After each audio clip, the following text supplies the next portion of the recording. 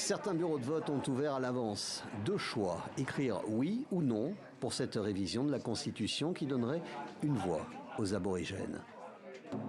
Dépossédés de leurs terres à la suite de l'arrivée des colons britanniques en 1788, victimes de politiques discriminatoires pendant près de 2 siècles, les peuples aborigènes ont dû attendre 1967 et un référendum pour obtenir le droit d'être référencés comme citoyens australiens.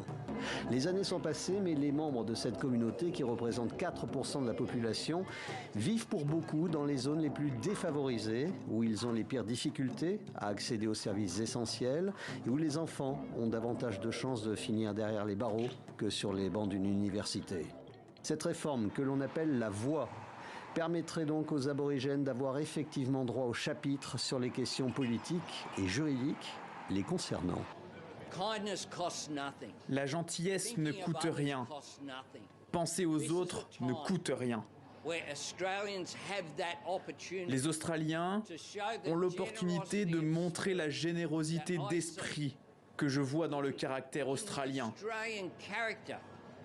Les espoirs du Premier ministre pourraient être douchés. Les sondages récents montrent qu'environ 60% des électeurs sont opposés à la réforme. Ces opposants affirment que des privilèges spéciaux seraient conférés aux peuples autochtones, tout en ajoutant une couche inutile de bureaucratie. Et puis il y a le manque de détails concernant la réforme. Un flou dans lequel se sont engouffrés avec succès tous les partisans du non et quelques adeptes du complot qui assurent que cette réforme permettrait par exemple l'expropriation de propriétaires terriens ou multiplierait les enlèvements d'enfants. Ça crée des incertitudes et cela divise les gens. Je pense que la réponse sera probablement négative, pour la simple raison que ça n'a pas été suffisamment bien expliqué. La participation à ce référendum pourrait être élevée dans la mesure où elle est obligatoire. L'abstention est sanctionnée d'une amende de $20 australiens.